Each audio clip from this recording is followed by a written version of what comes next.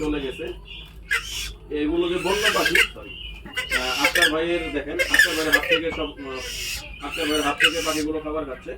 এর মানে আক্তার ভাইকে আর ভয় পায় না এবং অনেক ফ্রেন্ডলি। মাশাআল্লাহ দেখেন, আল্লাহ দেখেন কত সুন্দর। আক্তার ভাই, আপনি হঠাৎ করে কালিম পাখি পালন করার চিন্তা ভাবনা কিভাবে করলেন?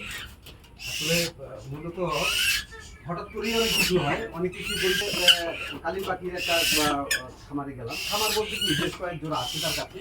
তো সে আমাকে এক জোড়া গিফট করলো। আমি ভাবলাম যে এটা দিয়ে কি করবো। পরে এক সময় ভাবলাম যে এটা তো আসলে প্রকৃতিকে বিলুপ্ত, তো যদি এগুলো অনেকগুলা বাড়ানো যায়, তাহলে প্রকৃতিকেও একটু কিছু দেওয়া যেতে পারে। হ্যাঁ, তো সেই